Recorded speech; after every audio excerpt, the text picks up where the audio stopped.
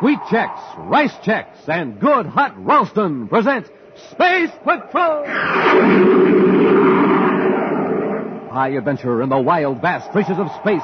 Missions of daring in the name of interplanetary justice. Travel into the future with Buzz Corry, Commander-in-Chief of the Space Patrol!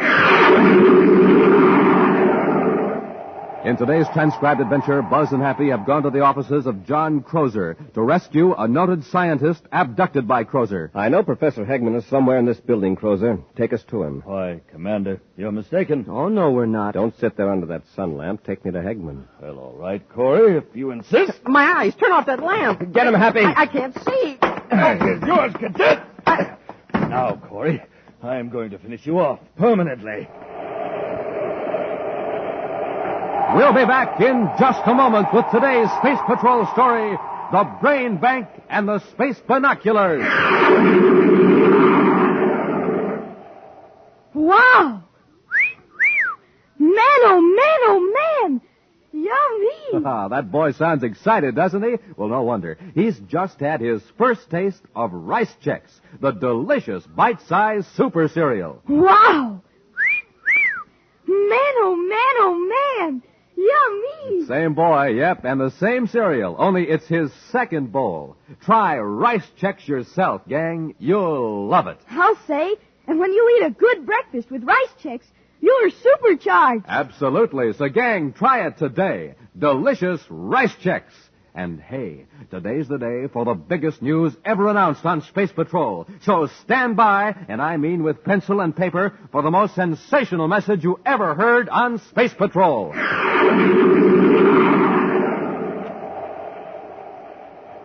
Not far from Space Patrol headquarters on the man-made planet Terra is the Krozer building. From his spacious offices on the top floor, John Krozer directs his far-reaching enterprises. It is Krozer's proud boast that his payroll list is virtually a scientific hall of fame, an interplanetary who's who of distinguished men and women in every field of science and technology.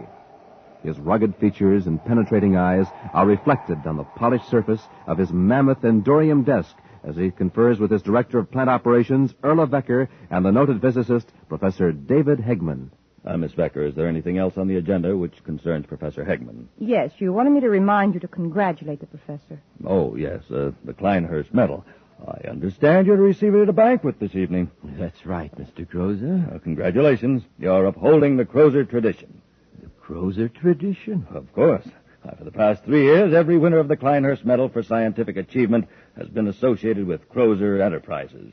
Oh, I understand that the medal is given for work, which I did before I joined your organization. Well, I speak in jest, more or less.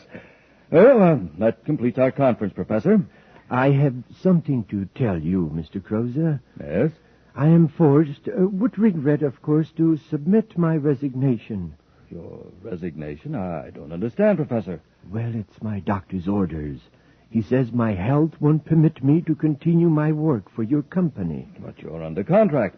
You're absolutely necessary to this project. I am very sorry, but my doctor tells me that unless I retire, I may not last for more than a few months. This puts my company in an awkward position, Professor. I won't tolerate it. I regret this as much as you do, Mr. Krozer, but I don't see what I can do about it. See here, Hegman. It'll take us 3 years to complete construction and install equipment. Your contributions are useful now in our present stage, but they'll be absolutely essential in 3 years from now. Oh, Mr. Krozer, no one individual is absolutely indispensable. There are other scientists in my field. Hegman, I hired you because you're the only man alive today who can see this particular phase through to a successful conclusion.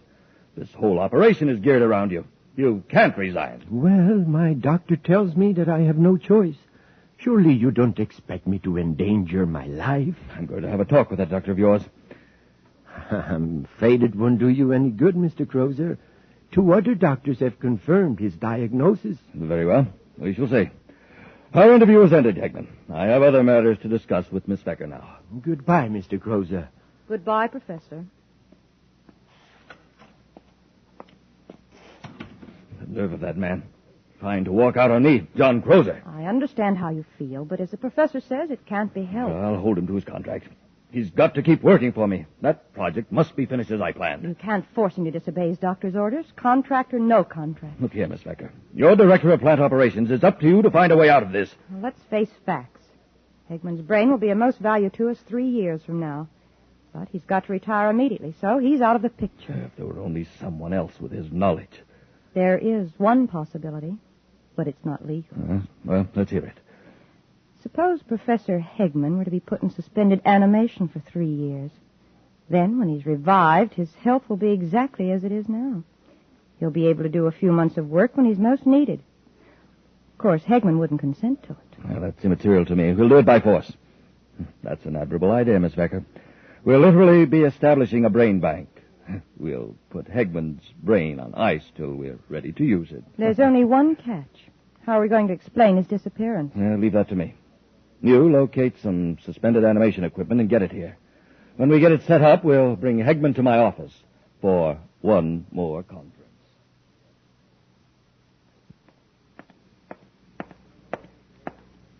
Well, nobody seems to know where the professor is, Commander. I've even checked with his doctor. I've just phoned Krozer. He hasn't seen him either. Well, maybe the professor forgot about his appointment with you. He could be out with friends celebrating. After all, he's just received the Kleinhurst Medal. I doubt that he'd forget the appointment, Happy. He seemed very anxious to talk to me. You knew, didn't you, that the professor has to retire? No. Why, sir? His doctor warned him that he can't keep up the pace. Oh, by the way, there's something I've been wanting to show you. Here. Have a look at this new Space Patrol equipment. Binoculars? Yes. Not just ordinary binoculars, Happy. They're space binoculars. Can I try them out, sir? Sure, they're yours. Gee, they've got a band on them so you don't have to hold on to them. Yeah, the band fastens them around your head. Right, it leaves your hands free. Now, take a look over the city with them, Happy. I'll take the polarization off the windows. Wow, these are great, sir. Why, I can even read a small sign on the space terminal building. A sign I can't even see without the binoculars. Well, you get out in space, out of the atmosphere of Terra, then you'll really see something. You mean they're even better out in space? They're so sensitive, they'll pick up very small objects many miles away. They're designed especially for pilots on search missions. Within a planet's atmosphere, they're good 4-power binoculars. Wow. Hey, look, there's some people walking 5 blocks away, and it looks as though I could almost reach right out and touch them. Hey, from what you say, Commander, I'd sure like to take a look through them out in space. Mr. Krozer, this is the most outrageous thing I have ever heard. I refuse to let you do it. Professor, I'm afraid there's nothing you can do about it. Don't you know that even if I gave you my consent, it is still illegal for private persons to use the suspended animation process? Now, if you'll unlock the door, Krozer, I'll leave. Hegman, my friend, you're not leaving. Miss Becker, we might as well get started with the process. Give him the preliminary injection. All right, Mr. Krozer. Get away from me. Hegman, get away from that window. I wouldn't advise jumping out, Professor. It's a long way to the street. Yes, and it wouldn't be suspended animation. It would be terminated animation. Go on, Miss Becker. Give him the electronic injection. Get away from me. I've got my hand over his mouth. Quickly, Miss Becker. Oh, hold him still. Quit struggling, Hegman, or you'll really get hurt. There. How long does it take for the electronic injection to knock him out? Just a few seconds. Good. Yeah, he's losing consciousness. All right, Miss Becker. Let's carry him into the suspended animation chamber and finish the process. Commander, look. I can see the lettering on the windows of the Krozer building. These binoculars are fantastic, even in the atmosphere. Take a look at Terra Park, Happy. You can probably see the ants on the rose bushes. Yeah, they aren't that good. But I can see people inside the Krozer building. Look, sir. On the top floor, there's a man standing in the window. I can see him just as plain. Here, sir, try him. All right, I'll take just one look, but then I think we'd better get to work. Yes, sir. It's the 4th window from the corner of the building, see? Yeah, it is clear. Well, that's Professor Hegman.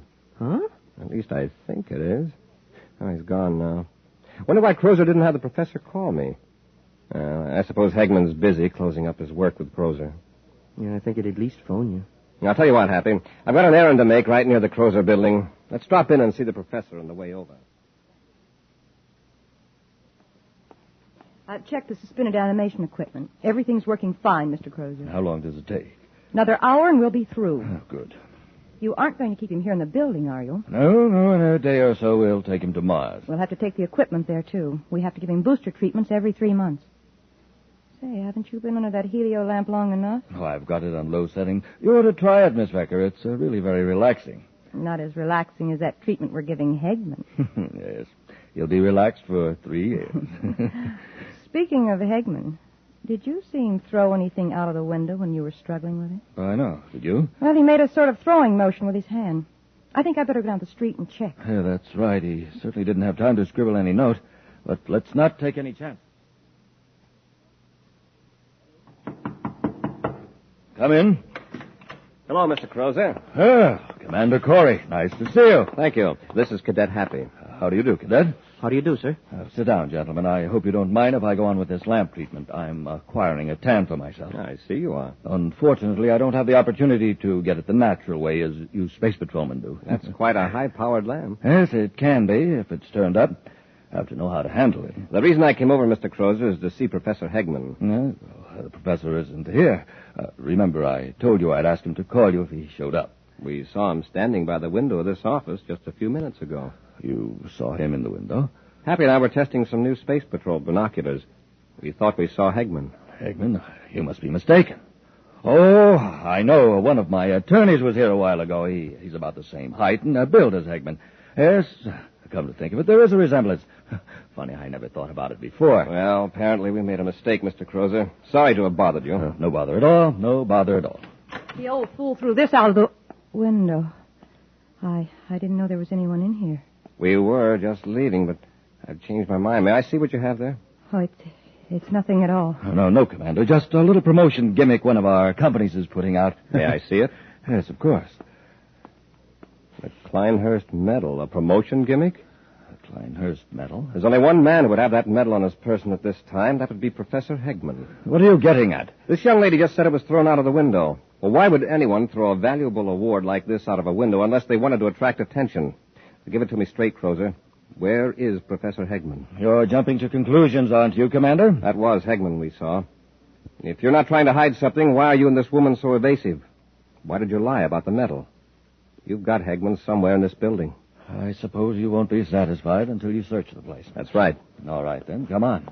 I'll just turn this lamp on full power and right in your eyes. Turn it off. My eyes. Get him, Happy. I can't see. No, but I can. Grab that bookend, Miss Becker. Nice work, Miss Becker. And now, Cadet. That'll hold them for a while. It was a smart trick, Mr. Krozer, shining that helio sun lamp in their eyes. I had to do something after that faux pas you pulled. Well, I'm sorry. I didn't know they were here. I've got to move fast. Arrange for a spaceship. We'll get Hegman aboard. What about these two? We'll lock him in the next room till we get Hegman out of here. Then I'll come back and finish our Space Patrol friends for good. We'll be back with Space Patrol in just a moment. Oh, come on, Captain Tufeld. Tell me what Buzz Corry's big new surprise is for all his kids. Won't you, huh? No, I can't tell you. Please? No, it's a secret until the end of today's program. Is it something the commander himself uses? Oh, you bet it is. It's official Space Patrol equipment. Can't you really tell me what it is? Nope, it's a secret. Well, then, how about a little hint? Well, I'll tell you this. It's something absolutely new and different. Oh, man, I just can't wait. Well, you hurry now, get a pencil and paper ready, and keep listening, because in just a few moments, I'll tell you what the big surprise is and how you can get it. And all you boys and girls listening in, you do the same thing. Get pencil and paper ready, and be all set to take down the information you need to get that wonderful new surprise Buzz Corry has for you. So long for now. See you at the end of today's program, when I'll tell you all about the biggest, the swellest, the most exciting value ever offered on Space Patrol.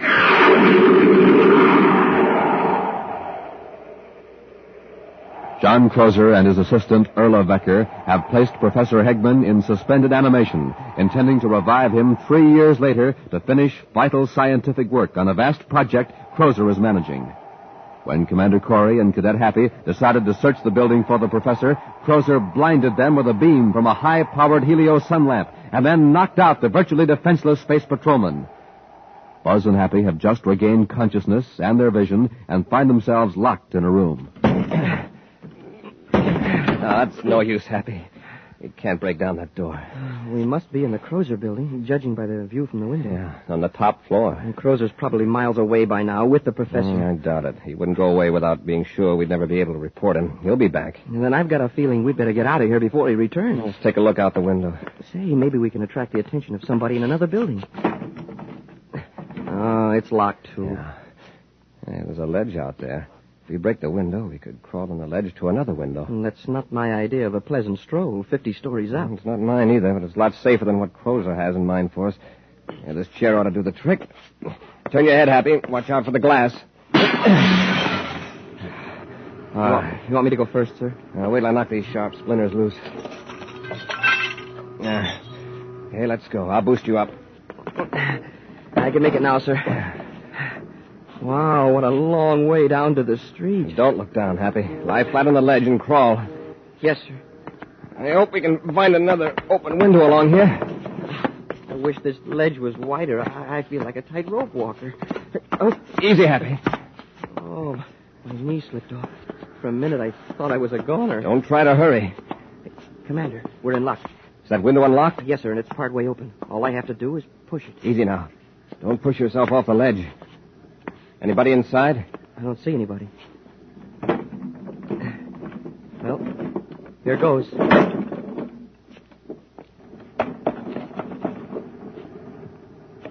Nobody in here, sir. Watch the door.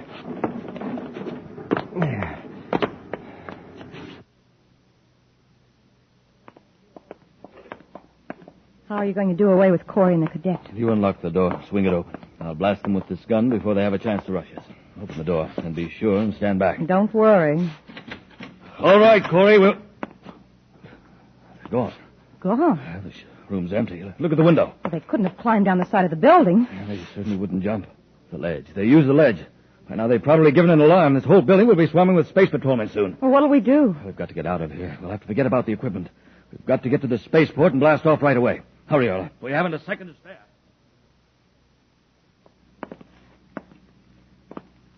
Take it easy, Happy. All right. Open the door. Well, there's nobody in here either.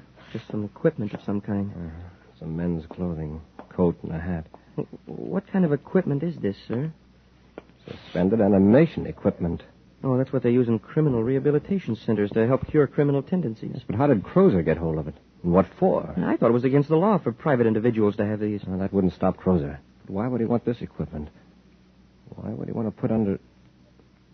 Professor. What? That must be it. With the professor in suspended animation, he'd be easier to conceal. Well, sure, but what good would the professor be if he was unconscious? Krozer could revive him whenever he needed him, even months or years from now. I wonder what Krozer did with him. He'd try to get him off Terra. Let's go to the spaceport, Happy.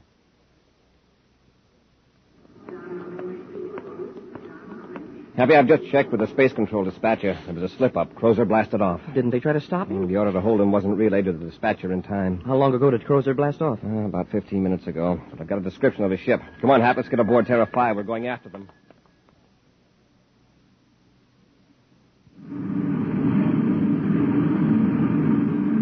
That was luck. I was afraid they'd stop us at the spaceport. Look in the viewscope. There's a ship following us. The space patrol. Yeah, we are in a spot. We can't outrun that ship. No, but we can get rid of the professor. Corry doesn't find Hegman on the ship. He can't prove anything against us. Well, what do you intend to do? Just shove the chamber out into space?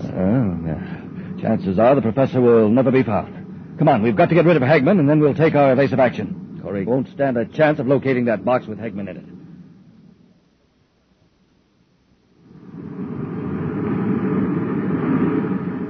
We're gaining on them, sir. All that crazy flying Krozer's doing isn't getting him anywhere. He's trying to delay the inevitable as long as possible. Maybe I can talk some sense into him. Turn on the spacephone, Happy. Yes, sir. Commander Corry aboard Terra V calling John Krozer in private cruiser T431. Commander Corry calling John Krozer. This is Krozer. Go ahead, Corry. Go ahead.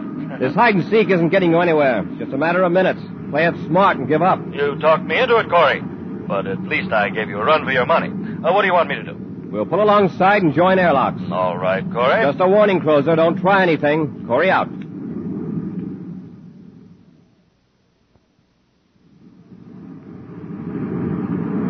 They've joined airlocks with us. All right. Have you got the electronic injection? Yes, it's right here. Yeah, they won't suspect anything from you. Watch your chance and use it on Corry. I'll jump the cadet. He won't be in your way. And then when they're unconscious, they can join Professor Hegman out there in space. All right, Earl. Here they are. Careful, don't make any slips. All right, Krozer. Get your hands up. Of course, Commander. Searching for weapons, Happy. Yes, sir. Where's Professor Hegman? Professor Hegman? Why, we haven't the slightest idea. Come on, quit stalling. What did you do with him? We haven't got him. Search the ship if you don't believe me. That's just what we will do. He doesn't have any weapons on him, sir. All right, keep your gun on them, Happy, while I search the ship. All right, lady. Get over there next to Krozer. My name is Erla Vecker, and I'll be glad to. Oh, excuse me. Commander? Oh, no, you don't. What have you got there? Let go of me. In your hand. Come on, Erla. That's it. Well, electronic injector. I'll take that gun, Cadet. Oh, no, you don't. All right, Krozer. Hey, nice one, Commander. Don't try anything like that again, Krozer. And no tricks from you either, Erla. It's lucky you saw her with that electronic injector, sir. You should have had us in deep freeze. That was a very foolish move on your part, Erla. Now you're in this just as deep as Krozer. Now, let's have it. Where's Hegman? All right, I'll tell you, but you'll never find him. He's somewhere out in space. What? You threw him out of the ship? That's right. All sealed up in a nice cozy box. Chances are he'll float forever in space, in suspended animation. Happy, get these two into our ship. We'll cut loose and start a search. They're going to stay right with us till we find them.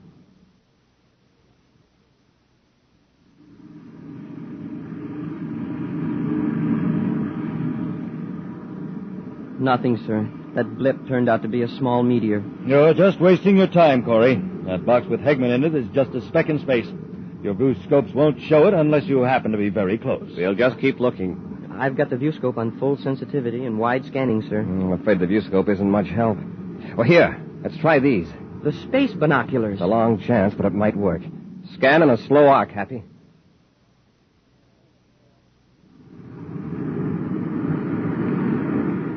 There's something.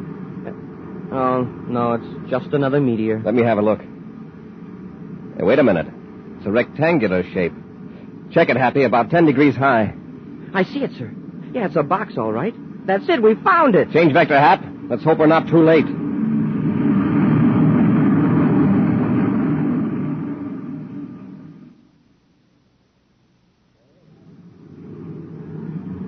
There it is, Happy. Yeah, I can see it now through the viewscope, even without the binoculars. Stand by to fire forward braking rockets. Standing by, sir. Fire rockets. Yeah, that'll stop us, Happy. All right, get the spacesuits. We'll pull the box into the ship. And Krozer, we'll just lock you and Erla in a compartment till we get the professor aboard.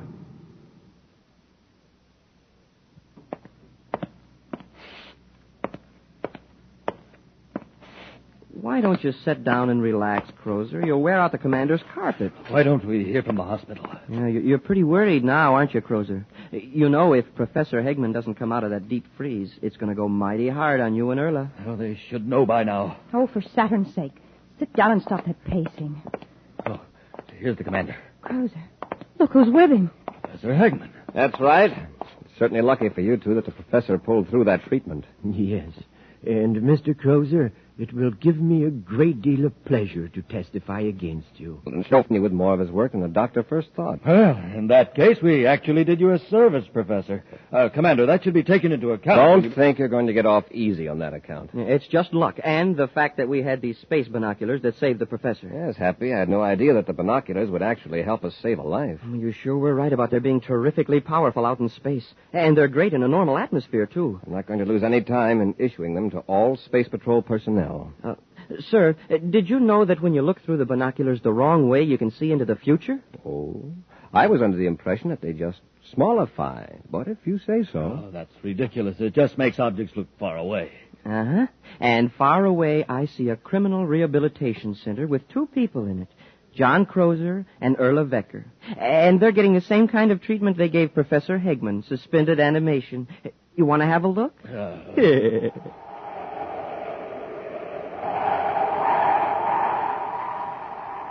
In just a moment, we'll give you an exciting preview of next week's thrill-packed Space Patrol adventure. But first, gang, oh boy, first of all, here's that big, wonderful surprise we promised you. Get your pencil and paper, get all set to go. This is the greatest value we've ever offered on Space Patrol. Commander Corry, you tell the gang what this terrific new item is. Boys and girls, our surprise for you is a pair of those wonderful new Space Patrol space binoculars. Binoculars like the ones I used today when I spied the professor floating in that box way, way off in the distance, remember? Gang, you'll be able to see way, way off in the distance with the Space Patrol binoculars you get, too. Yes, sir, these binoculars are 4 power binoculars with 4 lenses. And when you look through them, they make people, houses, buildings, cars, everything else blocks and blocks away look bigger and nearer and clearer. No adjusting necessary. The lenses are fixed focus lenses.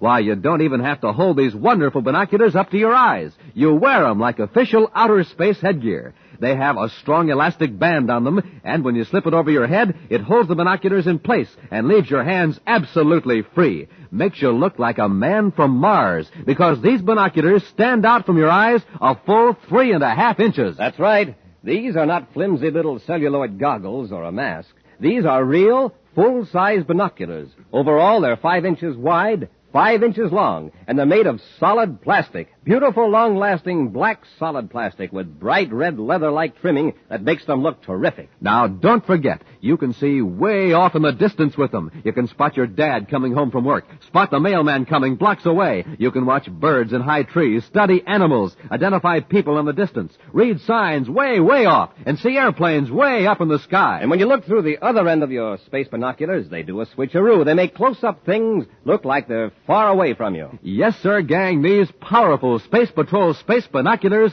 are the greatest value we've ever offered on Space Patrol. To get a pair, do this.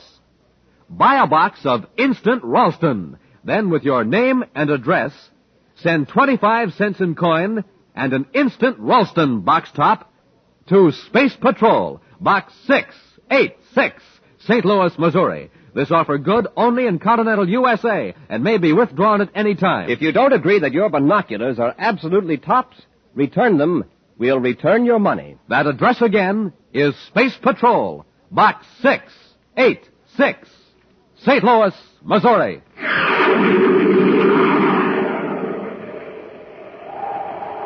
Buzz and Happy are approaching a building where the Secretary General's daughter Carol is held captive. Suddenly, they become aware of a tingling, painful sensation and a ringing in their ears. Hey, it's getting hard to walk. I feel like I had a big weight on me. I can hardly move either, Happy. Nora must be using some kind of ray on us. A paralyzer ray? I think it may be worse than that. They're undoubtedly in an ultrasonic beam. Get back to the ship. Get out of range quickly. I can't. I can't make it. Happy, get up. You've got to get up. Here, I'll help you. I can't even crawl. My head, there's 1,000 needles in it. If we don't get out of this beam, it'll tear us to pieces.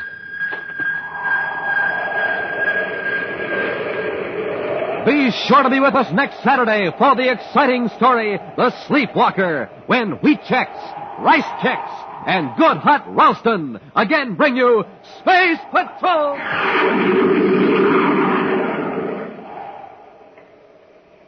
Space Patrol, an original Mike Moser production starring Ed Kemmer as Commander Corry and Lynn Osborne as Cadet Happy, was written by Lou Houston and directed by Larry Robertson.